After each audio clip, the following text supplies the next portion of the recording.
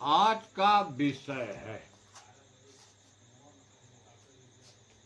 शरीर में क्या सरगुण है, क्या निर्गुण है। आज इसी विषय पर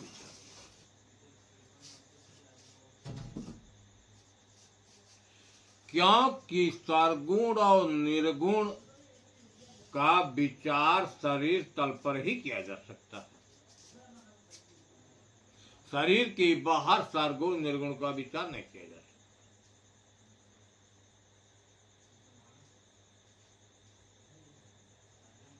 यह शरीर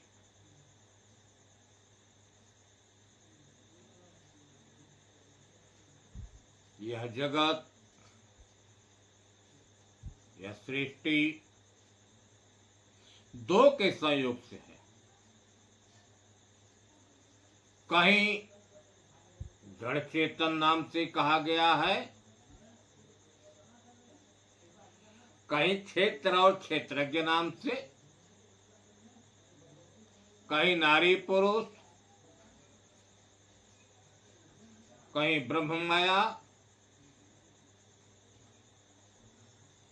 कहीं दृष्टा दृश्य, अनेक नामों से कहा गया, लेकिन दो ही हैं।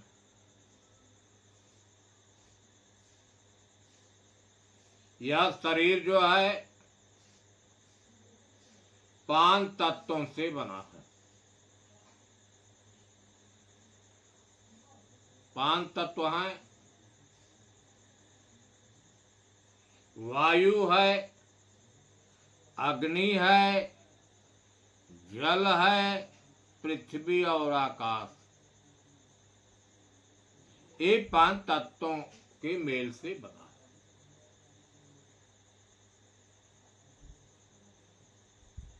इस शरीर में 5 ज्ञानेंद्रियां हैं, 5 कर्मेंद्रिय।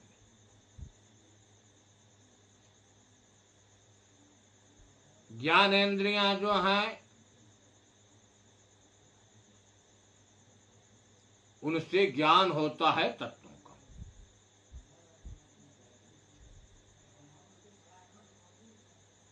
शब्द जो है, कान जो है शब्द का बोध कराता है। नेत्र जो है रूप का बोध कराता है। त्वचा जो है ठंडा है कि गर्म है, कड़ा है कि मुलायम, इसका बोध कराता है। नासिका जो है गंध का बोध कराती है। जिह्वा रस का बोध कराती है। इनको हम ज्ञानेंद्रिय कहते हैं। 5 कर्मेंद्रिय हैं, जिसको भी हम जान लें। चलना, चलने का काम पैर करता है। हाथ जो है लेने देने का काम करता है। खाना, पीना, बोलना मुख का काम है। मल का परित्याग गुदाद्वार।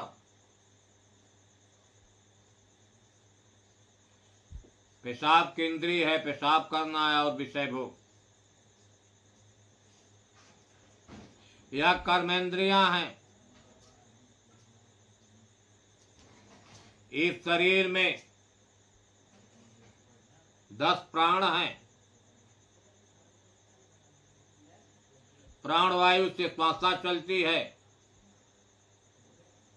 अपान वायु शरीर की भीतर की चीजें बाहर होती हैं। मल मूत्र पेशाब खखार सब बाहर निकलती हैं अपान वायु से।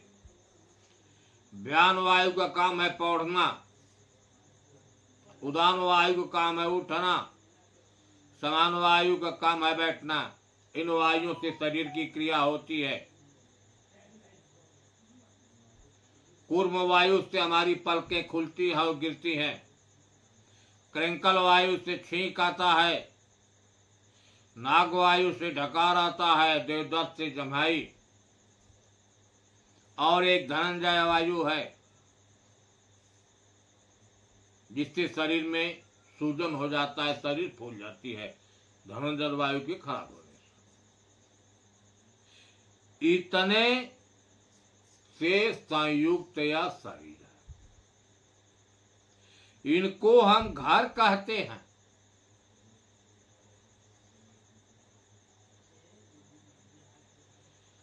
लेकिन इस घर में रहने वाले कौन है, यह भी देखा। घर के पास स्वयं की सत्ता नहीं है, यह प्रकृति के तत्वों से बना है। प्रकृति के पास स्वयं की सत्ता नहीं है।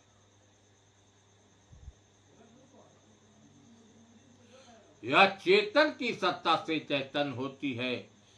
कहीं चेतन, कहीं आत्म, कहीं परमात्म, कहीं ब्रह्म, कहीं राम, कहीं हरि, कहीं सतगुरु, कहीं सतनाम, अर्थात अनेक नामों से इसी एक चेतन का ही वर्णन।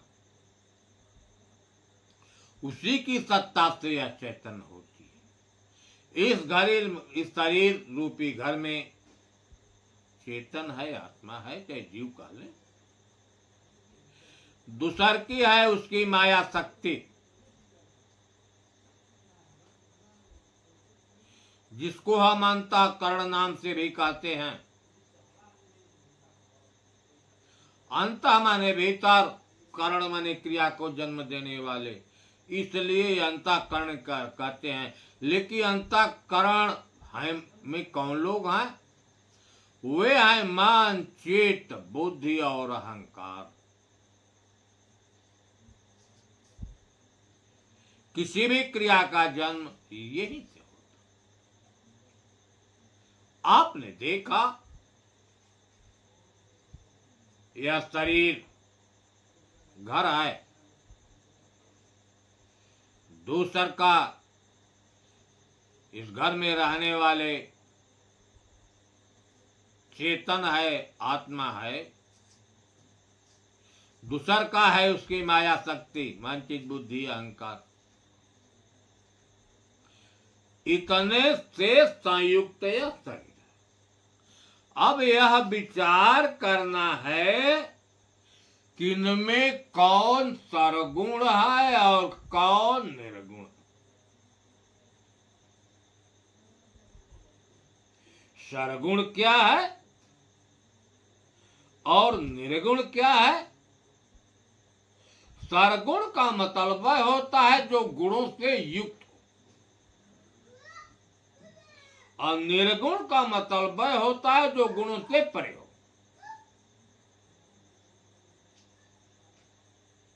जो गुणों से परे है उसको हम निर्गुण कहते हैं, और जो गुणों से युक्त है उसको हम सरगुण कहते हैं।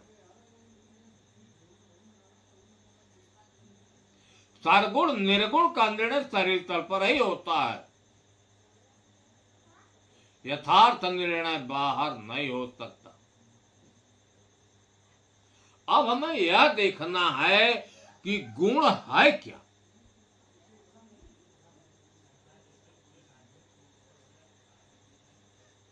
गुण क्या कोई वस्तु है? जैसे आकाश वायु अग्नि जल पृथ्वी है, उसी प्रकार गुण का कोई वस्तु है। तो विचार करने पर गुण कोई वस्तु नहीं है जो आंखों से दिखाई दे कि यही गुण है।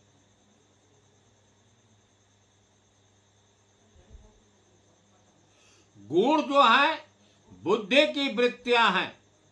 गुण का जन्म अंतःकरण से होता है। यह बुद्धि की वृत्तियां ही गुण है। गुण 3 प्रकार से के होते हैं। एक सतोगुण, एक रजोगुण और एक तमोगुण।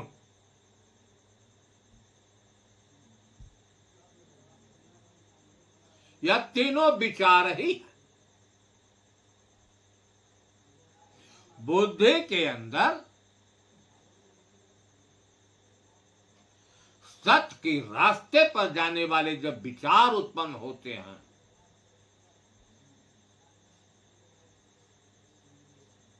अच्छे कर्म करना, ईश्वर का भजन करना, चिंतन करना, दान देना, पुण्य करना, देवी देवताओं का पूजन करना।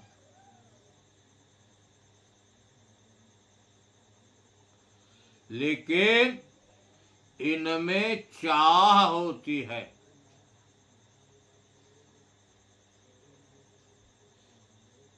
सतो गुण में ज्ञान प्रधान है, लेकिन ज्ञान होते हुए भी सांसारिक वस्तुओं की चाह है।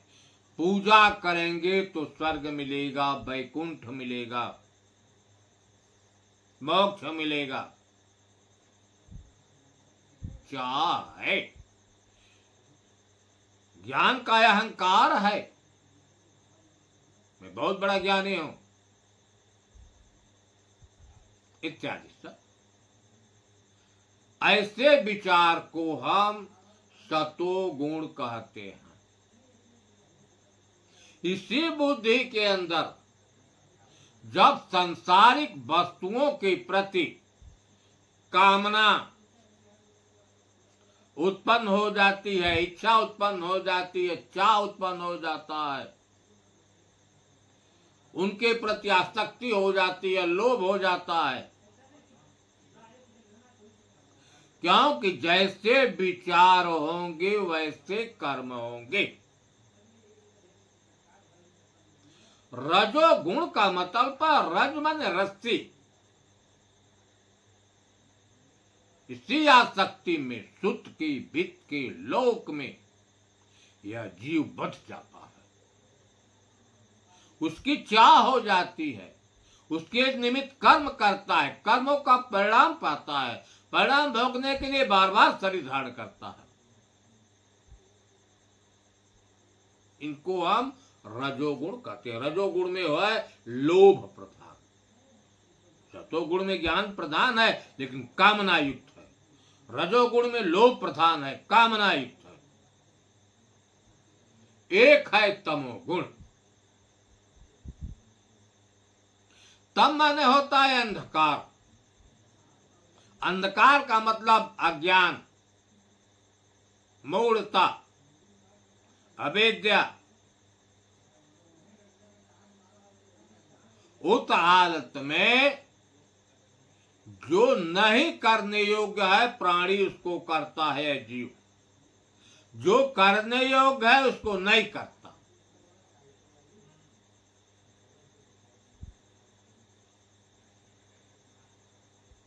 परहित शरीर धर्म नहीं भाई। दूसरे का भलाई करना धर्म है, लेकिन अज्ञान के चलते वह दूसरे का धर्म नहीं करता है, दूसरे को दुख देता है। अर्थात जो करने योग्य है उसको वह जीव नहीं करता।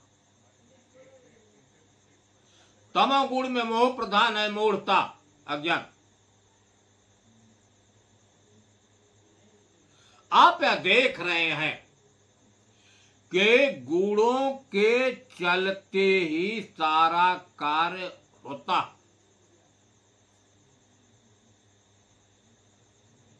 गुण जो है विचार है। जैसे विचार उत्पन्न होंगे,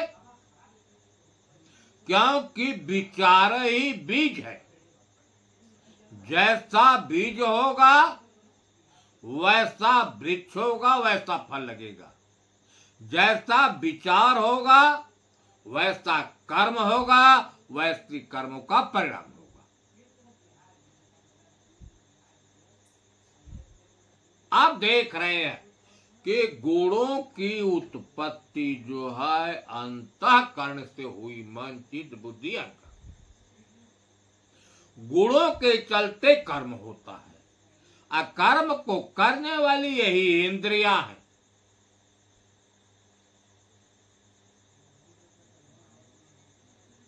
कराने वाला मन है। आपने देखा गुणों का संबंध जो है अंतःकरण से है, शरीर से है। इसमें रहने वाले चेतन से गुण का कोई संबंध नहीं।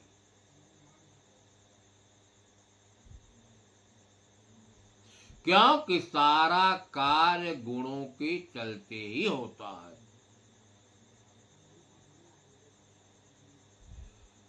भगवान कृष्ण ने कहा कि त्रैगुण विषया वेदा निस्त्रय गुण भवार्जुन निर्द्वंदो नित्य सत्य स्थितो निर्योग क्षेमात्ममान।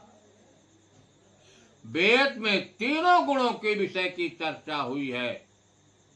आय अर्जुन, तुम तीनों गुणों से परे हो जाओ। निर्द्वंदो, जो द्वंद्व है दोनों में सम, तुम्हारी स्थिति नित्य परमात्म तत्व में हो। निर्योग क्षेम, आत्मपरण बनो। तमाम लेख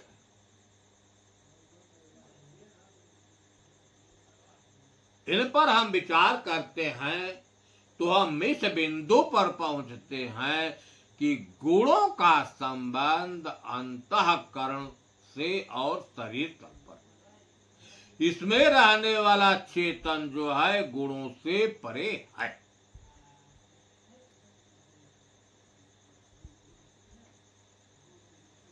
कैसे गुणों से परे है?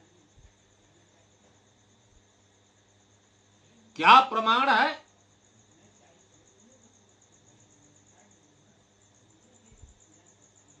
भगवान शंकर माता पार्वती से कहते हैं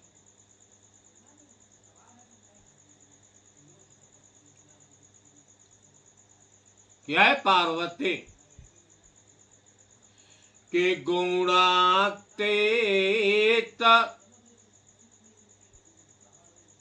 सचराचर स्वामी राम उमा सबयंतर जामी।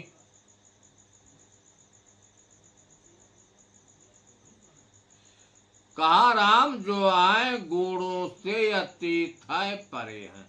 लेकिन राम कौन है? यहाँ राम शब्द का प्रयोग है।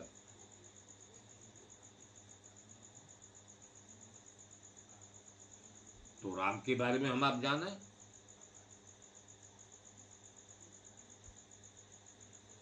कि राम सत्य चिदानंद सर्वात्मा प्रभुर्व्य अव्यक्तो व्यक्तताम यातो सर्वस्य हृदय मम। राम ही सत्य है। चाहे हम सत्य कहें चाहे राम कहें, एक ही बात। चिदानंद, चित का मतलब वो चैतन्य स्वरूप है। और आनंद में, आनंद क्यों कहा गया? आप देखें, सुख और दुख एक है। आनंद, सुख और दुख का संबंध प्रकृति के तत्वों से। क्यों? कि यह आने जाने वाले हैं। कोई चीज पूंजी मिल गई तो बड़ा सुखी हो गया और चली गई तो दुख हो गया। क्यों? कि सुख दुख एक रस रहने वाले नहीं। प्रकृति की चीजें एक रस रहने वाली नहीं है। ये हमेशा आती और जाती रहती हैं, यह शाश्वत नहीं। लेकिन एक चीज है, चेतन, चाहे आत्मा चाहे ब्रह्म चाहे राम, उसका कभी अभाव नहीं हुआ, नित्य और शाश्वत है। एक बार जब बोध हो गया फिर कभी दूर होने वाला नहीं है। तो हमारे पास में प्रकृति की चीजें प्राप्त की जाती हैं, दूर है, लेकिन चेतन तो इस शरीर में नित्य और शाश्वत है ही। खोजना नहीं है, ना कोई कहीं से लाकर देता है, केवल बोध करा देता। जब बोध करा दिया फिर कहाँ मिटने वाला है, अब कहाँ दूर था। अरे मैं जाना मैं और था, मैं तज हो गया सोई, मैं तो दोनों मिट गया रहा कान को दो। इसलिए उसको राम तत्व को आनंदमय कहा। रामा सत्य चिदानंद सर्वात्मा, वही राम जो है सबका आत्मा रूप से, हर घट में वही, कोई घट खाली नहीं, सब घट मेरो साइया सोनी से जन को। अब बलिहारी वा घट की लेकिन जागत सर्वात्मा वही, अप्रभोर व्यय, प्रकृति से परे होने के कारण उसको प्रभु और और वह व्यापक है। अव्यक्त वह अव्यक्त है, व्यक्तताम सर्वस्य हृदय, लेकिन वही सबके हृदय में व्यक्त होता। इसलिए उस परम तत्व को राम शब्द से कहा।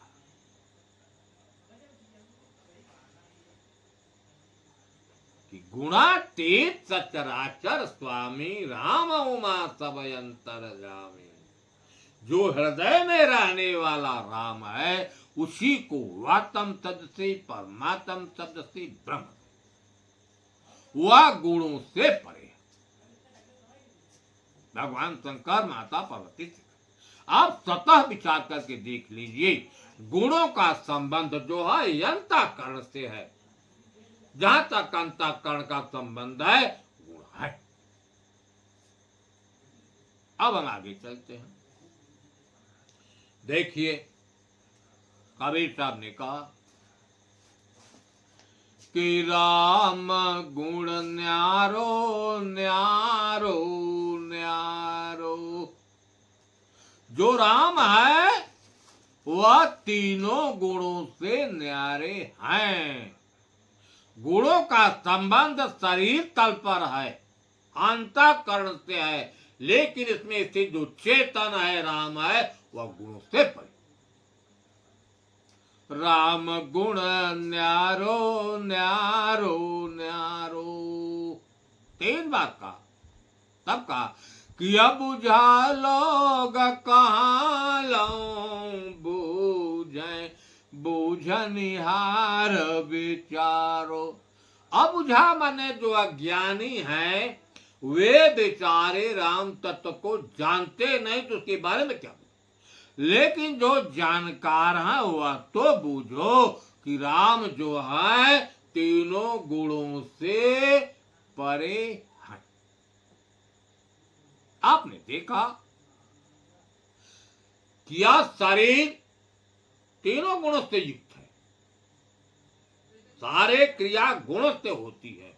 गुणों से संबंध है अंतःकरण से, मन चित्त बुद्धि अहंकार से, लेकिन इसमें रहने वाला जो चेतन है जिससे यह शरीर भी चैतन्य है और अंतःकरण भी चैतन्य है, वह राम तत्व गुणों से परे है।